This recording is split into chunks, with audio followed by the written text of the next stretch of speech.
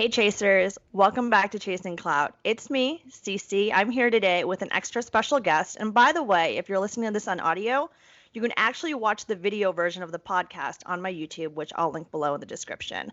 Today, I have here with me an extra special guest. So during quarantine, I've been doing a lot of things. I've been drinking and I've been going on TikTok. And so, of course, luckily today I have here with me the king of viral bartending on TikTok. Well, I proclaim him as the king.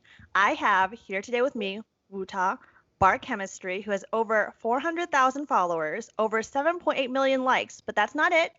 He also has his own company, Bar Chemistry, and has designed his own shaker. So, Wootak, welcome to the podcast. Thank you. I'm very flattered to be here. I'm like very excited to have you here because I was like, I'm just going to tweet this random man on TikTok and see if he comes on my podcast. I mean, you're very knowledgeable about mixology and bartending and the whole piece as well, which is why I wanted you to come on the show. But literally, as soon as you answered, I had like 5 listeners DM me and say, oh my gosh, I'm so excited. I can't believe he answered you. And I was kind of like, hold on, guys. Like, what is that supposed to mean? Like, Yeah. Yeah, I can't believe he answered me. Wow, that's funny. Your listeners with the subtle roast. But yeah, no, I mean, I'm not like, I'm not no like Hollywood celebrity. Like I try to respond to everyone and yeah, I don't know. I don't like people who blow up and act like they don't know nobody, so I'm going to try my best to not behave like that myself. Yeah, and he's a really nice guy, guys. He like humored me as I tried to set up the first ever like video recording of Chasing Clout. And if that means anything, like the patience here is very real and the humbleness is real. Thank you. But, in talking about, I guess the word is like quote unquote rise in TikTok and getting very comfortable and familiar with your audience and kind of growing a brand and growing Bar Chemistry. I mean, everyone starts somewhere, everyone starts at some point, regardless of where you are in your career or wherever you are in your journey. And so I guess a question that I have is, how did you get into bartending? Because that's really the root where all of this stemmed off, was you becoming a bartender and getting into bartending. So actually, I started bartending because I am poor and I needed money to pay for college. I mean, So that's valid. yeah, I mean, that's really like no one is like, wow, bartending, like that is such an illustrious career.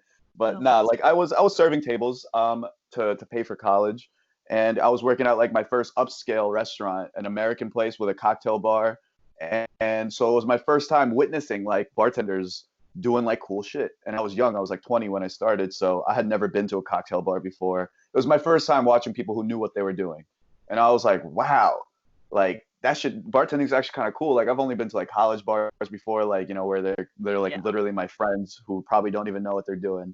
But it inspired me, and it was way sexier than waiting tables, and they made more money than me. So I harassed my general manager to let me bartend for like maybe a year and a half. And after a year and a half, he finally gave me a shot. I had to like take a test to prove I knew cocktails and stuff, which I learned on YouTube and like Google. And then once I proved to him that I knew what I was talking about, he let me bartend, and I was very good at it straight off the rip. Uh, and all it really takes to be good at like bartending minus the creativity side is like being fast, like being a hard worker, like literally moving nonstop if you work at a busy bar, and making the most. Like you got to be efficient with how you move, and then also being personable. Like people got to like you. You're a salesperson essentially, and the more people like you, the more money they'll spend on alcohol. Yeah, and I definitely see that. Like I've had, when you're talking about folks in the service industry, I've had so Hmm. many like profound conversations in my life with bartenders that I would have never thought I would have had. Like those Exactly. conversations and those genuine connections that you form with bartenders are very, very real, whether they're Hmm. negative or positive, because I've had Hmm. negative ones. Oh yeah, definitely. Mainly positive for me. I haven't, if like, I just don't like talking about negative things with random people, like, because it's like, It's hard. yeah, it's like, you're not worth my time for me to be like, what I'm saying, spending my negative energy on you. But yeah, no, I know what you mean. Bartenders are like therapists in a way. In a way, yeah. Yeah. And I was gonna ask you what advice you have for beginners, but before I say that, for everyone listening, he actually has like a course on bartending on his website, www.barchemistry.com. He didn't pay me to plug this. I actually went on before he even agreed to be on the show, and I like read through it, and I was like, now I know the difference between a mixed drink and a cocktail. And I literally like texted my boyfriend that night and was like, I'm an expert bartender now. I'm not, but kind of along that vein, besides your like phenomenal guy, like what tips would you have for beginners or folks that are interested? That's a great question. So other than like, getting your basics down of like learning cocktails and like literal physical movement of bartending, I would definitely say you want to be as charismatic as possible. Like it will only affect your money. And people think charisma is like something people are born with, but it's really, I don't think so. I think it's a skill just like anything else. I'd highly recommend this book called How to Win Friends and Influence People, just because that's very, very pretty like correlated with how to be good at bartending. Like it's great in all aspects of your life, but however, if you really want to be a better bartender, like it talks about certain things that I teach to bartenders I train, which is like remember names always. Like no matter what system you have to come up with to remember someone's name, like the sound of someone's name is literally the most important sound to that person, period. So like when you come to a bar and the bartender remembers your name, you know what I'm saying? Like you get this feeling of importance that you did not have before he just said your name. So by remembering people's names, I've turned like the biggest Karens into like my fans, into regulars who came one day, acted like a bitch, you know what I'm saying? And then Yeah. No, I get I it. was like, oh no, I'm very good at customer service. So I make it better. I'm like, what's your name? Blah blah blah. Next time you come back, I'll make sure it's better. Blah blah blah. They come back. I remember their name. I remember their drink order, and now they're shocked. Now that even if they wanted to be a bitch, they're not going to do that to me.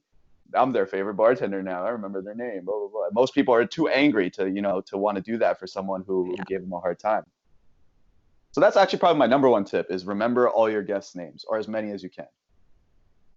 Yeah, you never know when you'll see them again, especially if you stay in bartending, going to place. I Hmm. actually remember when I was in college, I was like that one girl, and you've made videos about this, who would go to bars and ask for something sweet. And my friends and I would frequent this bar, and all my friends had regular orders, and I would be that one girl that asked for something sweet. And this bartender, like, absolutely fucking hated my guts. And I know he did.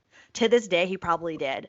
Because I came in drunk, I came in confused, and I was like, I just want something sweet, but I want this, this, and this. And I was like very particular. And I was like, Hmm. oh, I'll probably never see him again once we leave this bar. Little did I know, bartenders don't just stay at one bar. The next Hmm. day, like I went to a college bar nearby where I worked and lived, and there he was at another bar. And this guy, like I just felt so bad for him because I was so awful, but I felt like literally everywhere I went, he was there. And there he was, Wow. ready with my order. And it actually pleasantly surprised me, despite the fact that I was annoying, that he remembered what he made me, he Hmm. remembered what I liked, and he gave it to me at like every bar I ran into him. That's so funny. I mean, but Yeah. good on him for remembering the drink order.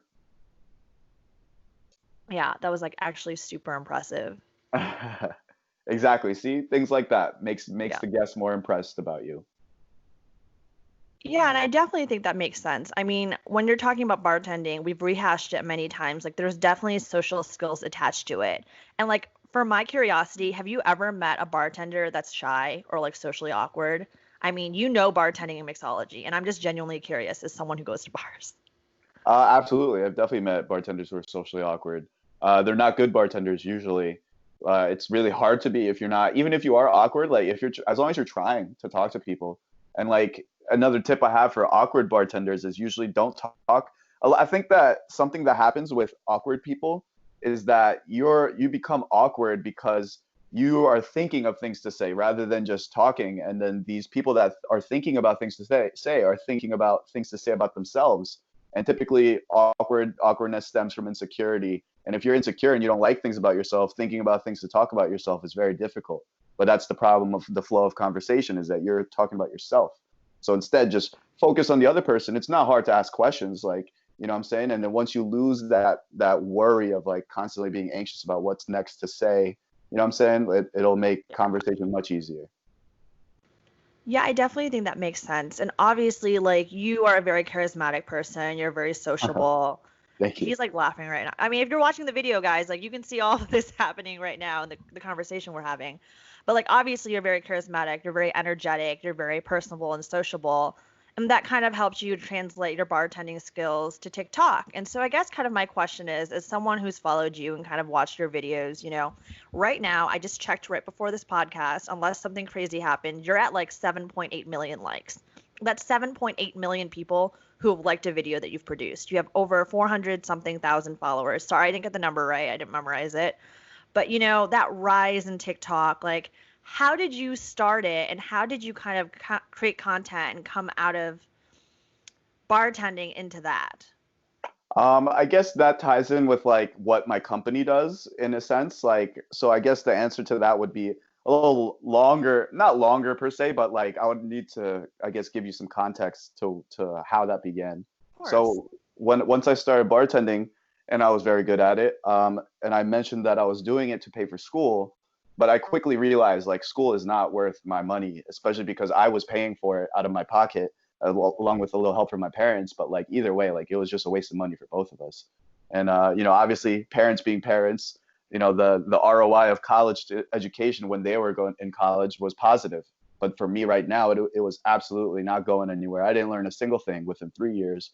And also, like personally, the school I went to was not a good school. Like so, like if you're going to a good school and you learn things and it's good for whatever you're going for, absolutely. But for me, it just felt like a huge waste of my money. So I wanted to look into starting a business. I've always wanted to be an entrepreneur. So I knew that social media was obviously like an easy way to start without any like, I'm saying capital. So once I started bartending and I realized how I guess content ready cocktails really are, like it's very aesthetically pleasing.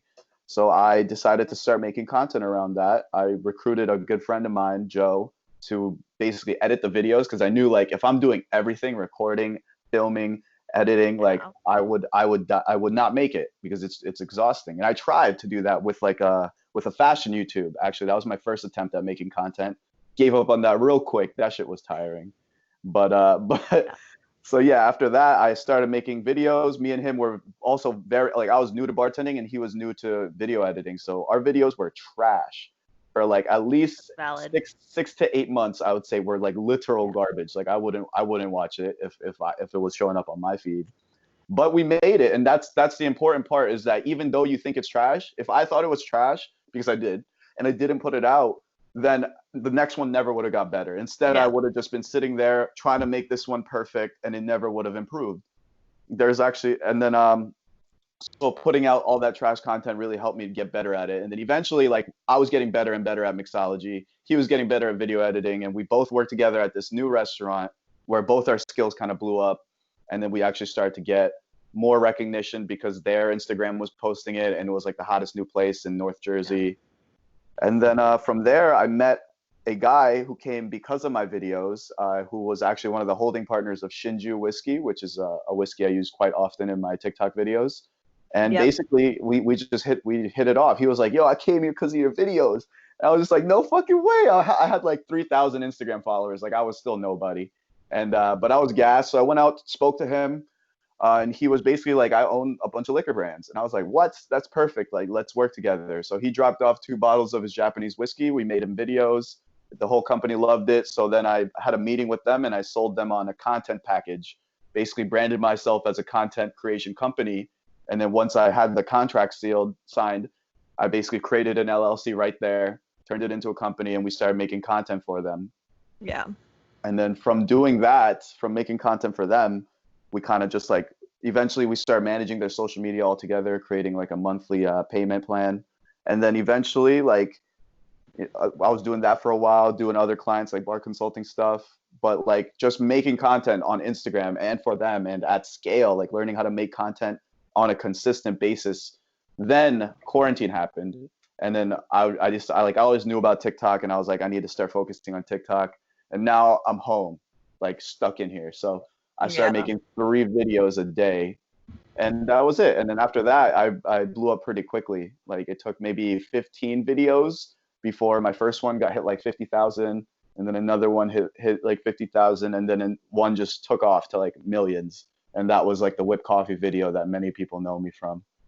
Yeah. Yeah, That's and pretty that's how it cool. happened. Yeah. Sorry, that was long. I did warn you though that it would have been a No long. worries. People give long answers on this podcast. I mean, you Mhm. could sit here and tell me the longest story about why your favorite whiskey is a specific whiskey, and I'd still be like, this is great. This is awesome. But I definitely think that makes sense. And I mean, over time, like, I did like scroll back to the very beginning of bar chemistry on TikTok, and then I Hmm. watched like videos yesterday, and there's definitely like a shift and a change. I mean, that's not just for your TikTok, that's like for my podcast. For those of you who first started listening, like everything is progress. Like today, we're filming a video for the very first time, and this podcast started with me downloading Skype and Dolby on my phone and calling people and recording Skype conversations where I literally like held my phone up and talked into it from the bottom. Hmm. Um, and with creating content, things like this, I'm really glad that you brought up that it all takes time. Like people think that they can just shoot a TikTok and become Charlie overnight. And I don't think that's necessarily the case. I don't think that's ever the case. Yeah, you're right. Uh, and people only see the success once it's happened. So I understand why it's easy to believe that, but there is no content creator, no successful content creator that did not do shitty content and was unrecognized for a while. And the reason why not everyone is a successful content creator is because they don't want to make shitty content. They feel too insecure about putting out something that they're not looking great or perfect in. And like, you know what I'm saying? It's Yeah. once you have the confidence to overcome that, like you almost I believe that almost anyone can really, do something with social media, make their lives better, maybe choose a happier profession. Yeah, and kind of along this TikTok journey, did you ever envision yourself kind of reaching this point and it having this much meaning to you? Like, you literally have stands. I mean, you have fans and fan art and folks who really, really love what you're doing and who would like literally be your ride or dies. And I don't think I'm being honest. I mean, I don't think anyone thinks posting their very first TikTok like, "Oh, I'm going to have a whole group of folks who really care about what I'm doing and believe in it." Like for me, like starting this podcast, obviously it's on a smaller scale. I don't have 7.8 million likes, but I'll be there. Bet. You But will. like I definitely have people who listen to the podcast who wholeheartedly support it in so many different ways that I would have never envisioned I'd have alongside me. Exactly. Yep. I mean, it has been extremely crazy. Um, I always, I always was sure of my talents and my personality in a way that I knew that my business would be successful. I did not think that I would have like the fan base that I do. I guess because I get No it's one the ever nature of my does. videos. Yeah, no one ever does, but the nature of my videos seems to be more like people find it entertaining whether they're into cocktails or not. Like I definitely thought I was confident enough to do this for like, what I'm saying, to thinking that I could become an expert in terms of like liquor or cocktails and be a voice in that industry. And I definitely didn't think like I'd have like basically like a huge TikTok fan base that liked me for me rather than the cocktails. Yeah. Hmm. And I think that's why people have stayed. They obviously like you for you. Like I've watched other bartenders and I'm not going to diss anyone, but like I happen to like your videos and I happen to like how you do it because I think each and every single person does something differently. Like I've had Hmm. people who've asked me, and I'm sure you've had people who have asked you because you're very successful at what you do, like how do you do this, this and this because they want to do something similar. Well, you can try to copy the mold, but you're not going to make it exactly the way that Cece or Wootak does. Like they're not going to be able to replicate that or duplicate that because what each and every single person offers is completely different. Like thinking of all like the bartenders on TikTok or even the chefs, like each and every single one has a different personality and they film and edit and produce things very, very differently. Exactly. Yep. And exactly, it's all about social. It's all about personality on social media. So, and do believe like you can take aspects of like the people that you admire. Like, there was this guy that DM'd me saying like I love your content. It's so hard to be funny and like educational on Yeah. with bartending. And he was a bartender with a bartending page. And then I see like he made a couple videos that were like basically inspired by me drinks. And like in the beginning he just did like a straight almost complete rip off of my style of video. Yeah. And I was flattered, but he did like, literally say, gonna copy what bar chemistry did and make this coffee into something into liquor. And then but he evolved his like video form and now it's not exactly like mine. It's more of like a mashup of me and like this other bartender guy that he might have gotten more idea from. And he's found his niche. Now he's at like 60,000 followers, I believe. And and I'm like, good for you, bro. Like you figured it out. Yeah, that is really good. And I Hmm. think people have their influences. Like for me, people ask me like who I'm inspired by. I think everyone is inspired by something. And I'm going to ask you who you're inspired by in a second. Like for me, I'd like to think, I'm not going to say I'm an exact model of it, but I'd like to think in my mind, like maybe this is me gassing myself up. Like I'd like to think I'm a combination of Oprah and Mindy Kaling Uh-huh. in like a Is- Vietnamese American package. who's Like Mindy? Who's Mindy? That name sounds familiar. Mindy Kaling is she wrote on The Office. She played Kelly Kapoor on The Office. Yes, She that's has who the it was. show, The Mindy Project. And Mm, I'd like to think like there's aspects of both, but also mm-hmm, there's like 99.99% aspects of me that I bring to mm-hmm, all of it. So mm-hmm, like kind of along that vein, like who would you consider your influences? Because you talked about how you influenced another content creator. So mm-hmm. I'm curious to hear yours.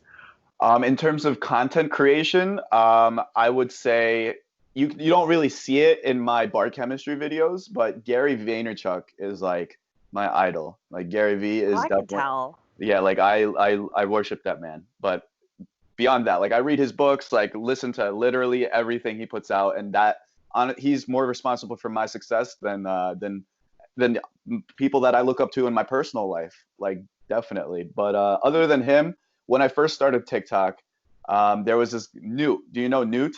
The Yes. yeah, The yeah, yeah, Vietnamese boy, yeah. yep. Yeah, Vietnamese, Filipino, whatever he is, like I was like, this guy is winning. Like he knows how to fucking make content. He's His like shit is 5 years younger than us. yeah, he's a kid. He's like 21, but I'm like, this kid makes great content. Like I He saw that does. he was funny and educational, and that's exactly the recipe that I thought you need to educate and entertain. So like, not everyone wants to learn, and not everyone wants to laugh, but everyone, like, you know what I'm saying, you put it together, and it's a much larger audience you can reach.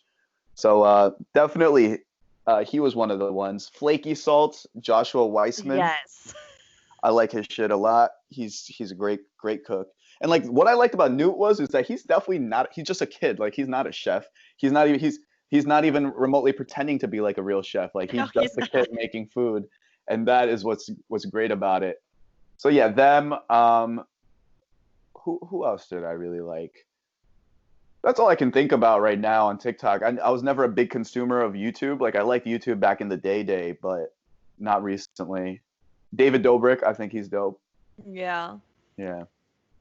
That definitely makes sense. Like for me, I definitely consider like Oprah and Mindy like overarching influences, but for like content creation, like Hmm. for podcasts, like I love the people who do the podcast, like The Read. It's Hmm. so funny and it's like my favorite. I also love the people who do Yo, is this racist? And like this that kind of like covering things that matter and creating a space to do that, but also like having fun while doing it. And Mm. it's funny that you mentioned Newt because one, I think he doesn't even try at all to pretend to be a chef. Like he definitely is like, I ripped this recipe off of this specific website, but I'm just making it and it's fun. Exactly. He literally takes out like his little gas burner and his toaster oven and like makes these recipes and he has fun doing it. And I think that's what's so infectious about him and Hmm. what has caused him to be so successful is he's so humble about it, first of all. And he's very chill. Like he's the type of person at any time, like he could just quit making videos and be okay. But I think a lot of people are like very intense and let that clout get to them. Hmm. Absolutely. Yeah, I Yeah. definitely see that about him. And as for Gary Vee, I was gonna say I can tell he's one of your influences, but I didn't realize it watching your videos. I realized it when I scoured the bar chemistry website in my prep for this episode, because just the way you presented all of it and the way you talked about your passion, I was like, this man definitely listens to Gary Vee, Yeah, no, without a doubt, I listen to without a Gary doubt. Vee. Yep. I mean, I don't know. And I think a big thing was like he reinforced a lot of my ideals. Like, I've just obviously growing up, you have a lot of thoughts and ideas and things about the way that life goes, about or what will make you successful, about or how you should be doing things, how you should be living life. And I've always been like the type to really like think and like give my friends advice and stuff. And when Yeah. I discovered Gary Vee, I was like, he was saying things that like I strongly believed for a while, and I was like, oh wow, like this, and then once I realized who he was, and I was like, oh, this guy thinks like blah blah blah. It was more of like a self reinforcement, and then that's what got me into him. And then when I was really listening to his stuff, he literally just kind of changed my life. Like just his message, his the way he handles business, the way he believes in how to market, like everything about him. I believe I believe that like there were huge leaders within history, like people like Martin Luther King Jr., Yeah. like Gandhi, and like I don't think that it's crazy to say that Gary Vee at the end of the day will go down as one of those people. I think that's valid. I mean, we don't know who today's leaders really are until like decades later. Exactly. And that's a very real thing. And kind of along talking about how TikTok has influenced your life, but also how being an entrepreneur has influenced your life. I mean, we've talked about creating that content, but you also have Bar Chemistry, your company, and you also have those shakers that are really cool and badass.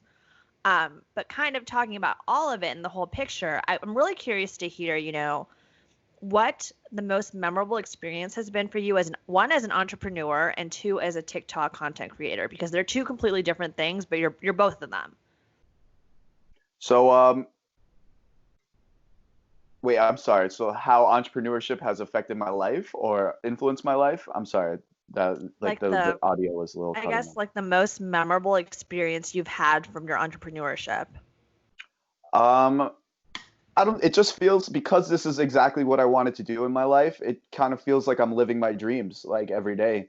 Like when I made my first hire, like when I hired my videographer, like all these little tiny things that every time that I scale up, like I'm almost brought to tears because like I'm literally sitting here like, damn, there was a time when I was stressed about getting fired from bartending, like, you know what I'm saying, like building this shit, like no one giving a fuck about I'm making like mad videos a week, like, you know what I'm saying, like my mom being like, go back to school, like, you know, what are you gonna do, bartend the rest of your life? And I'm like, no, I'm not. I'm gonna run my shit. I'm gonna run a business. And she doesn't see that because how could you until it's a real thing? But like, but yeah, just seeing that all my work did pay off and that I was right about the course of action to take with almost everything, even though many people told me I was wrong in almost everything. But yeah, they were wrong. So that's a great feeling. Yeah. And oh, and as for TikTok, it's just crazy. Like life has changed absolutely. It is a bit overwhelming at times. Like I don't like the aspect of like everyone's in my shit all the time. I mean, And that's like valid. yeah, I don't think anyone likes that. But like it you know, it's ups and downs. Like I do love the positive attention, and it's mainly positive. But you know, like people will find my phone number and like call me and shit like that, and I'm like, that's not like, what did you think was gonna happen? I was gonna answer and be like, oh yeah, like, you know, we should become best friends, or like, yeah, let's go on a date. No, that it's just weird now because you've crossed that boundary without me ever offering you my phone number. Like, so like that I don't understand.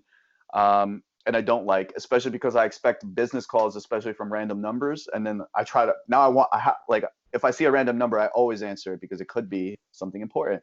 But it's sometimes it's like a random fan who found my number somewhere, and yeah, That's so wild. Well, yeah. first, for your entrepreneurship experience, like I definitely feel that. Like this podcast has existed for like 3 months, Hmm. but every single step I've taken, like I almost cried. Like when Hmm. I got my first sponsor, I almost cried. When I sent out merch stickers, I almost cried. When I set up like merch and when people actually bought it, like setting up merch is one thing, but when people actually buy it and rep it, like I cried. Like I saw people send in photos and I cried. Like these little moments, like being able to talk about really awesome things. Or I remember I actually cried most recently because this man saw a tweet I made about hot sauce, and then he went on my Twitter. He went and saw that I had a podcast, and he listened to my Black Lives Matter podcast, and he said like, oh, I saw this tweet about hot sauce and I listened to a really awesome podcast. And then he became a patron on Patreon, and all of that like sequentially just made me cry. Like the way that transitioned and happened, like it made me cry. So like I understand what you're saying in saying like you're pursuing your dreams, things are really happening, and each and every single benchmark and milestone like makes you feel things. And Hmm. that's very real. Absolutely. And that's the exact reason why I preach not to go to college. Like, you know, it's not like I'm not knocking those people who truly want to go to college, but I feel like to almost everyone actually that I know who's gone to college is like always complaining about either their job, their schoolwork, about not knowing what they want to do, about hating their industry, and it's like, you know what I'm saying? Like, and then they spend their weekends getting dangerously drunk, or they get fat because they only find like solace in like the dopamine rush the food gives them, or they do drugs, and it's like they do all these things to derive happiness, but like, and then they're curious, like they invite me places 24/7. I'm like, I can't, and they're like, why don't you ever want to hang out with us? I'm like, cause I have more fun pursuing my dreams than I do, you know what I'm saying, trying to escape my reality like you guys do. And I feel like that's very dangerous. That's a dangerous lifestyle to live. Yeah. And kind of in talking about your experiences with TikTok, like the most like memorable shit that you've had happen to you, Hmm. you mentioned fans calling you. And this is like a genuine question that I have as a person, not necessarily as like host of this podcast. But Hmm. I see so many people on TikTok like simping in the comments. Like people literally like they simp for Newt, they simp for Salt Flaky Salt Guy, they simp for everyone. Uh-huh. Have you had someone like reach out and simp for you like aggressively? Is that a thing that happens? Oh yeah, every day, every single day. I mean, my comment section is also very simple, like, which I appreciate, but and then the DMs also, like Instagram DMs, look exactly like that. And yeah, I mean, it happens. It's very flattering. I'm not gonna lie. Like, it's not like I don't enjoy it, but it. Some people are just funny. Like they'll say something where I'm like, why would that ever work? Like, I just don't understand. Like, you're just saying some out of pocket shit. Like, and it's just wild. Like I've definitely seen people comment on you doing the tongue thing and I've been like, "Damn kids, like you're probably 17, like sit down." Yeah, exactly. And some of them are underage, and I'm just like, no, don't watch this. Like, this is for 21-year-olds.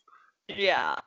I mean, it's just so weird to me. I know it happens to like every person that creates content after a certain while, but then like it transforms and gets so aggressive. Like, Hmm. are you at the point where you have like fan accounts, like Um, stan accounts? Do you I have don't, one yet? I don't think I have a Stan account, and if I did, I wouldn't have seen it. So no. Okay. Yeah. I mean, I just really ask out of curiosity. Like I see them on like the For You page. Like from time to time, I'll see a girl like taking like showing off phones like with screenshots of all Newt and like shit like that. And I'm just like, I can't believe this is a real thing. But I don't know any other like viral content creators, so I had to ask you if it was a real Uh-huh. thing. Yeah, I mean, not for me, I guess, not yet, probably, but I would be flattered if that was a thing. Yeah. And I Hmm. mean, that's a very real thing.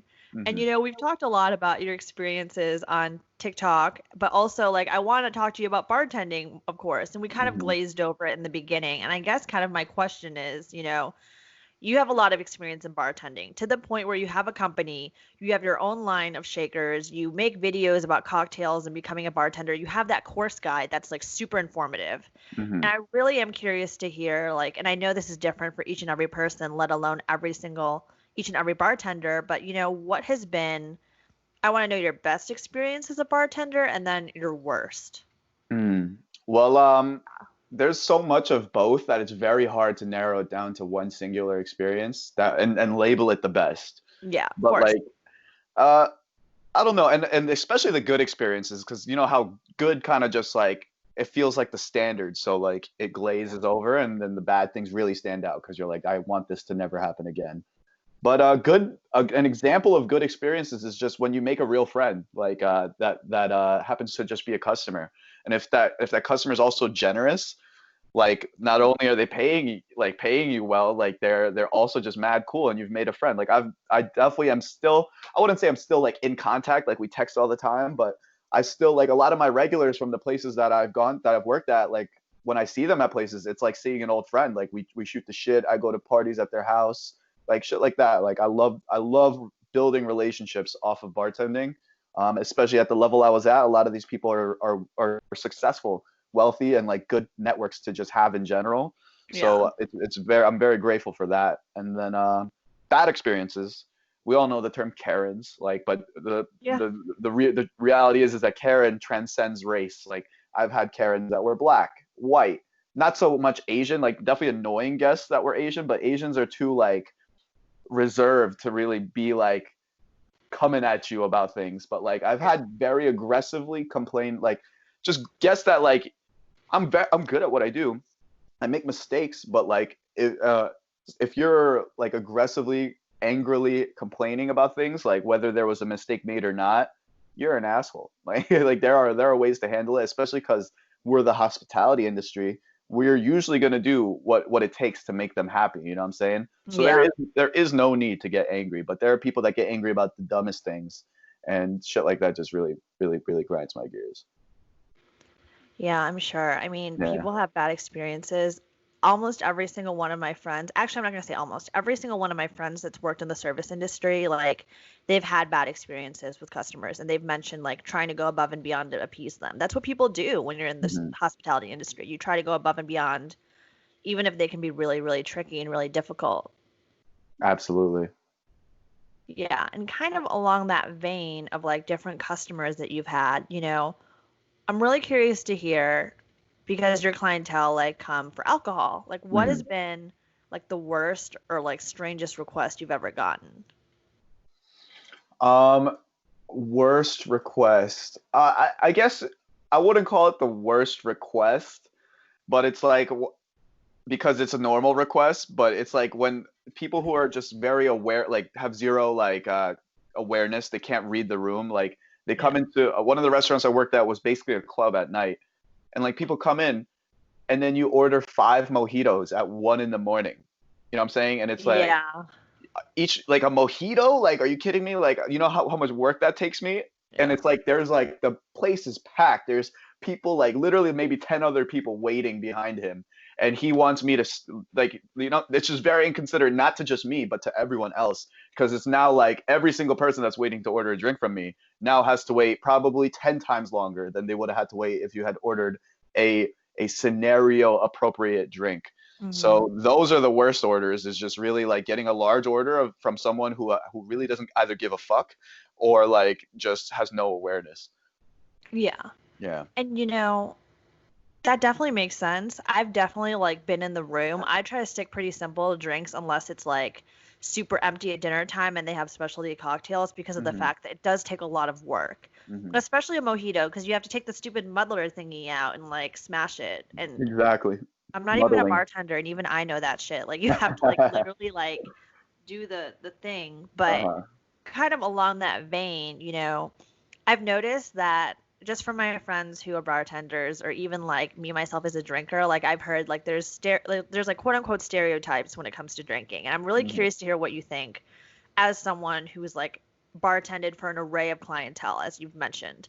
There's like stereotypes about like how women only drink fruity drinks and like men only drink like beer and whiskey. And there's this really common one about Asians drinking soju and like all sorts of Hmm. shit like that. Like what do you think about these drinking stereotypes and like what are your thoughts on all of it?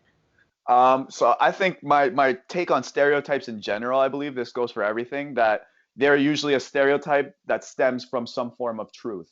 So like there is the like a level to these stereotypes that it's like Asians do drink a lot of soju. Like, Yeah. not you can't stereotype every Asian, No. but it does happen. It's a thing. It's an Asian liquor. It's one of the highest sold liquors in the world, but solely because of Asia. Like, you know what I'm saying? White people don't drink that shit.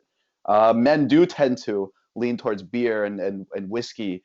Maybe it's they want to appear masculine. Like, also men tend to not like sweet things. Like for me, like I keep it simple because I don't want added sweetness, added calories while I'm getting drunk.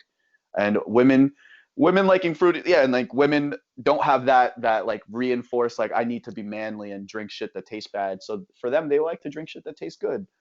And I do think that the stereotypes exist for a reason. They're not always true. I'm surprised on the daily when I bartend because people break the stereotypes, and I don't ever stereotype somebody. Like I'm not like, oh, you want this. We'll never do that, and I'll never judge someone for wanting to drink something like a man wanting to drink a fruity drink, or like a woman wanting like a heavy beer. Like that would be stupid. However, I do think that it exists for a reason. Like the numbers play out that way. Like statistically, yeah.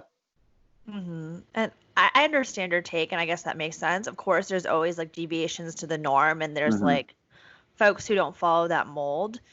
I guess the question I have, kind of talking about drinking stereotypes, is, and I guess I'll ask like examples.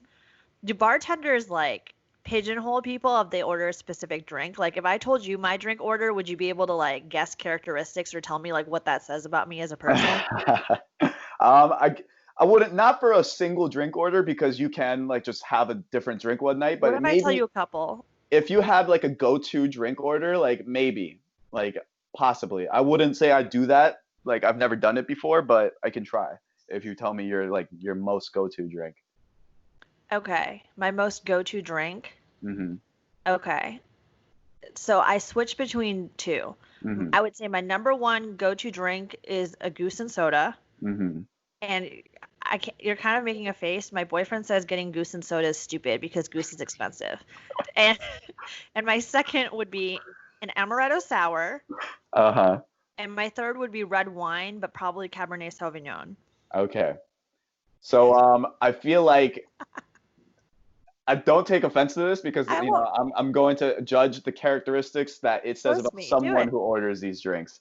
You can So roast. Do I it. feel like you're like I'm gonna say you. I don't necessarily mean you, but you're probably like a socialite type, likes the finer things, obviously, even if they don't make sense because your boyfriend is correct. Goose is arguably so much worse than Tito's. Not even arguably. I think it's absolutely worse than Tito's and is Yeah. much more expensive.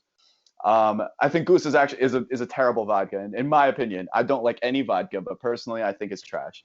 So I think that anyone that orders Goose typically just likes brand names. Amaretto sour, you like things that taste good. You like things that are cute, like you know what I'm saying, or sweet, very pleasing. So you probably like to indulge in things. But also the Goose and soda plus like the red wine thing means that you care really about kind of like health, like you want to keep calories down, or you like the fact that red wine has antioxidants, and you probably work out or care about your health and image. And then red wine also attributes to the whole bougie factor of like liking goose. You probably have more advanced taste buds than most because you can handle goose and soda, and you like sipping red wine. And yeah, I uh, loved that. probably like going out to eat since you like red wine, Yeah. and vodka sodas you like going out to drink as well. And yeah. Oh my God, I love that. The truth is this is really funny. Actually, I started drinking Goose when I was in college, and I had Uh-huh. always dated like guys in med school or guys who were older, and they would always like give me Grey Goose, and I just kind of acquired a taste for it. And the weird thing is like I can drink it straight out of the bottle. Like I can do a Chicago Oh pull of Goose. God. And most people will look at me and they'll be like, I can't believe you did that. Like, one, it's so expensive, and two, it tastes really bad. But for me, like, it just tastes like vodka. And the weird thing is, like, I've had Sky, and Sky's okay. Hmm. Tito's is arguably a little bit better. I will give Hmm. it that. Like, tasting it, like, the quality of it is definitely different. And then also, like, the Costco vodka is the same thing, apparently, as Grey Goose. Literally the same thing, yeah. I loved that. I saw a video on that recently, and I died because I was like, one, that is a testament to how great Costco is, and then two, also it's like fuck, I just hate Grey Goose. Like it was just so funny. You should try Belvedere. For those like classier, like higher end vodkas, I think Belvedere is definitely better. Belvedere. Okay, that'll be good. Do you have any Costco picks and tricks? Well, since you mentioned Costco, people that listen to this podcast happen to love Costco. Oh, I love Costco. I don't want to say I have any tricks. I don't know. I just, I buy my groceries there, like eggs, milk, or like I meant almond like milk for liquor. me. Oh, liquor? No, I don't buy any liquor from Costco. I should, but like, yeah, no, I haven't bought any liquor. I bought like a case of wine there once, but that was about it. That's valid. Hmm. And kind of in talking about liquor and bartending and mixology and all of this, what kind of role do you really think, as someone who's in the industry and is an expert, I consider an expert on alcohol and bartending, like what role do you think bartending, mixology, and alcohol really play in our culture? Ooh, I think that the culture of alcohol is very important to human culture. It's really it's the only drug that's completely legal. And as we saw with like prohibition, like we attempted it and it went badly. Like people need some sort of like escapism. Like like Yeah. there are extraordinary people who don't drink at all or don't need any outside substances to let them enjoy life. But that's just not the norm. Like most people do need that. Like most people are unhappy with the way things are in their lives, or they need an escape from time to time. And it definitely it's like a booster too as well to good times. So like good times become better, bad times become more bearable. It's also very dangerous, as in it's like addicting, and it can create bad times in itself, like just from overuse. And yeah, I think it's very important. I think that also the conversation about the dangers of it should be just as big because it is Yeah. absolutely dangerous. And yeah.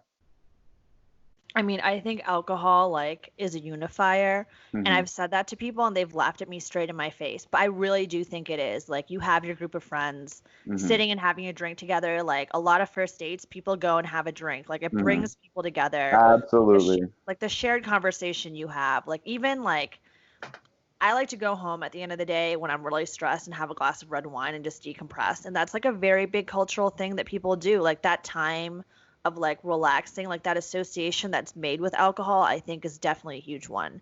And I think Hmm. you hit it right on the nail when you talked about prohibition and how we literally cannot be without it. Hmm. Yep, I agree. It's important. Like you said, it's definitely a unifier. Yeah, and I think like alcohol is like a multifaceted term. I mean, you have like the binge drinking, Project X type, like partying, drinking in college alcohol that's like a whole cultural piece of its own. And then you Hmm. have like socialites and high-end events where people are having classy mixed drinks and, talking about this, and that. Like it unifies in so many different settings and so many different ways. And I definitely think that it has a huge cultural impact in what we do. Absolutely agree. And, kind of along that vein, I've asked you a lot of questions about other people drinking alcohol. But like for you, like you make videos and you bartend, but like I don't want to make the assumption that you consume it that much. Like how much do you drink? And also like what role does it have in your life outside of business? Outside of business, I definitely enjoy drinking. But I wouldn't say I drink a lot. Even the drinks that I make in my videos, I usually throw them out. Like I drink maybe Wow. once a week, and that's like often. I try to limit it to like once every 2 weeks. It's just been recently, like, things are opening back up. People are more open to like having get-togethers. So I've been going to these things because I miss my friends. I miss people in general. So I've had a few more drinks in the past couple weeks than normal, but over like usually like probably once or twice a week is a heavy week of drinking for me. I'm really glad to hear you say you throw them out because after watching your Avatar series, I was like, there's no way in hell someone's drinking this shit. Yeah, like there's no way. Like I remember seeing everyone freak out in the comments, and I was like, I really hope he just pitches it because that's disgusting.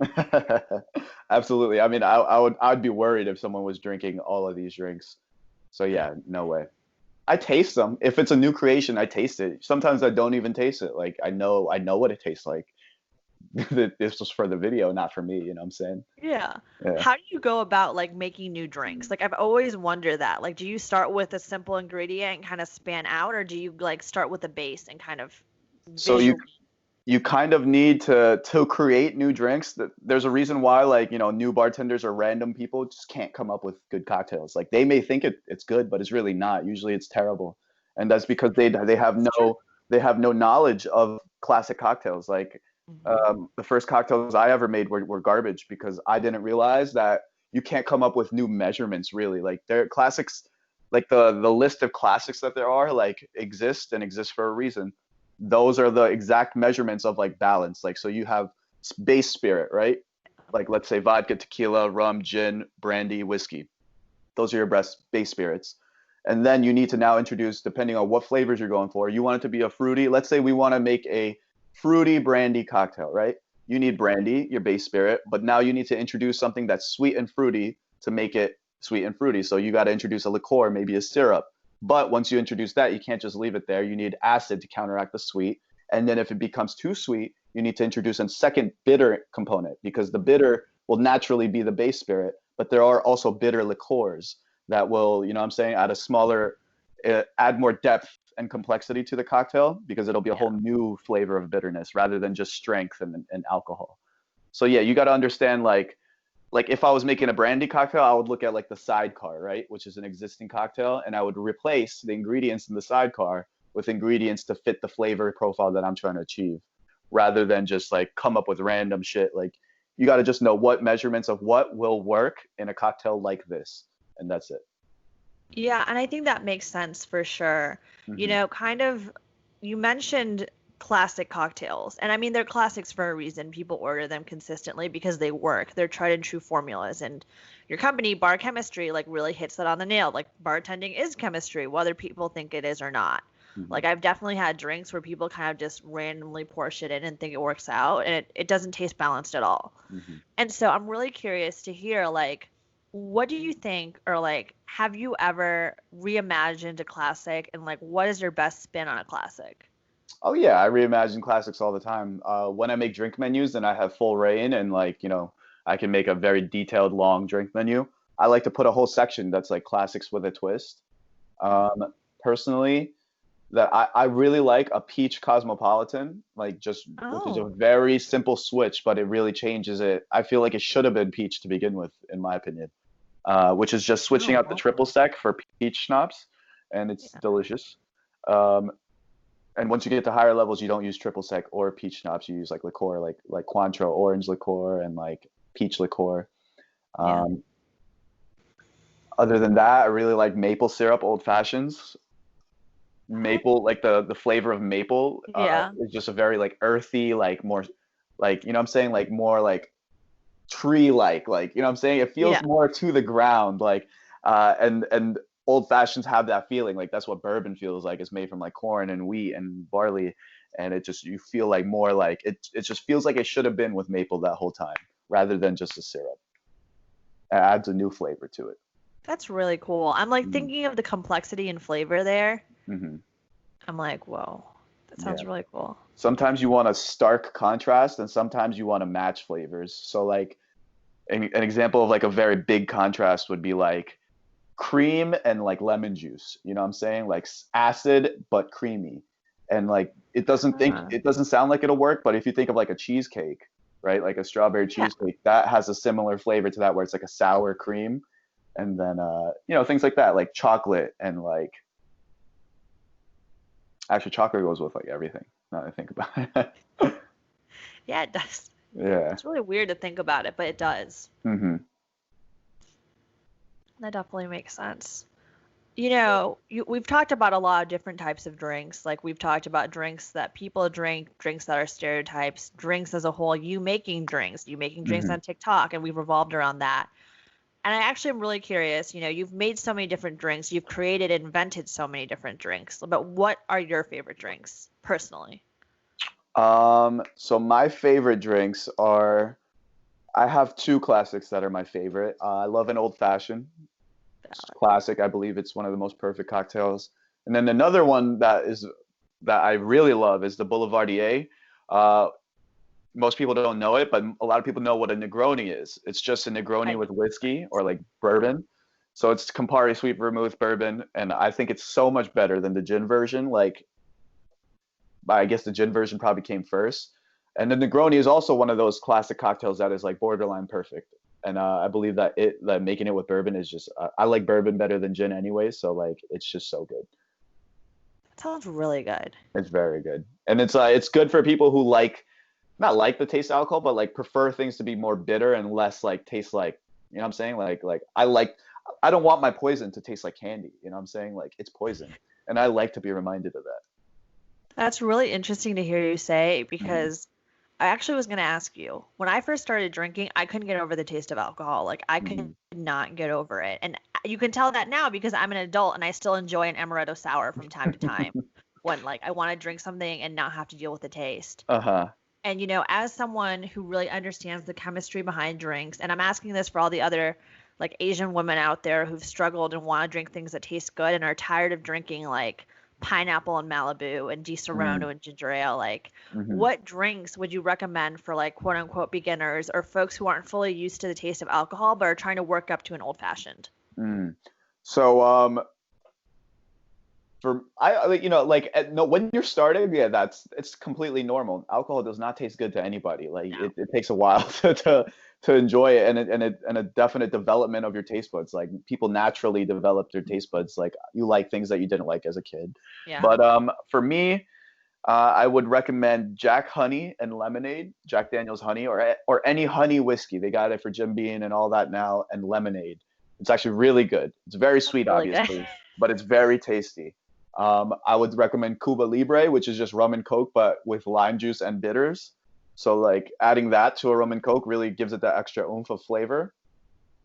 Um, I like cucumber vodka and club soda. Then it's like a very light, more lightweight, refreshing type drink. Uh, I like gin and tonics too, but tonic is not for everybody. That has that weird like dryness to it that people Yeah, kind of don't like. little ting. Yeah.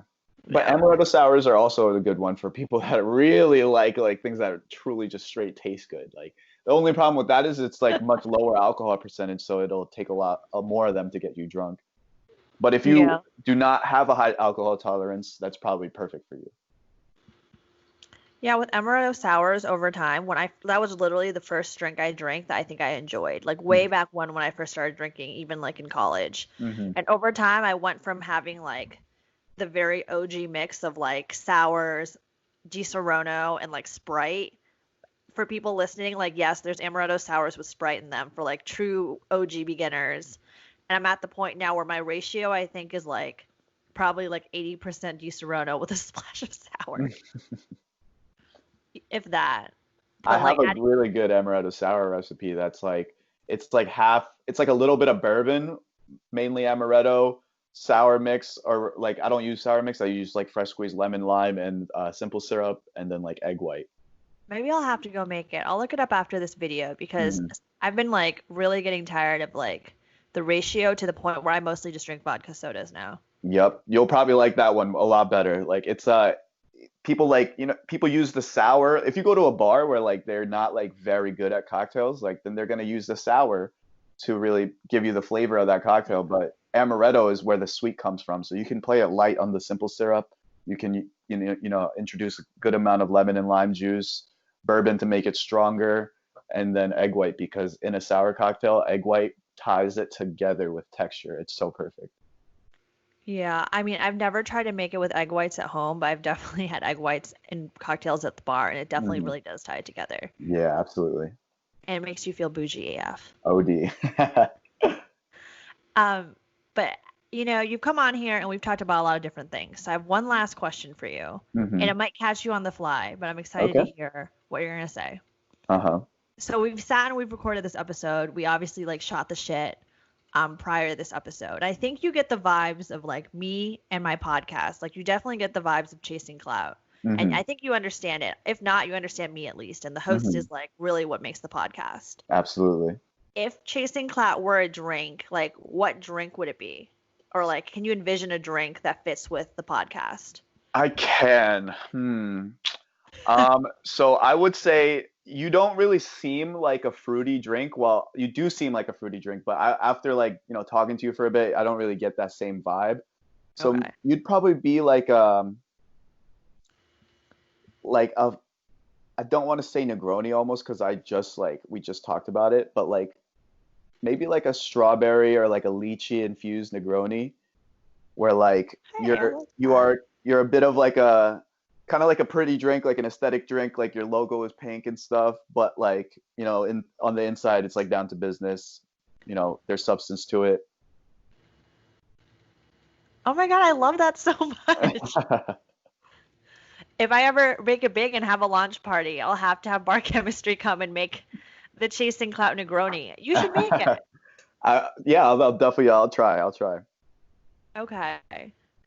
But, thank you so much for coming on the podcast. I feel like we've had some really fruitful conversation, not just about your rise in TikTok and building a business, entrepreneurship, and also like bar chemistry as a whole. Like that really is like, I mean, the TikTok thing is amazing, of course, but that's really what fascinated me and had me want to ask you to be on the podcast was really you developing a business from your passion, like really targeting and solving problems that restaurants and bars have with your own expertise and your own team, because that's what you guys do.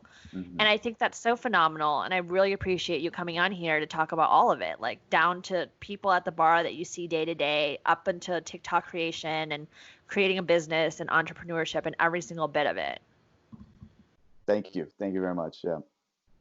I mean, I'm flattered to be on here that people even want me to be on their podcast. I mean, I kid you not. Like the folks that DM'd me and were like, "Oh my gosh, she's coming on your podcast. You better be listening to this and you better check out the video." I didn't have like an impersonator. I had the real deal on my podcast and it'll be on the YouTube that I'm literally going to make after this episode. If you guys liked more of my bartending expert and wanted to follow him, I feel like most of you follow him already. He's on TikTok at barchemistry and also at www.barchemistry.com. And then, do you want to drop your personal Twitter on here?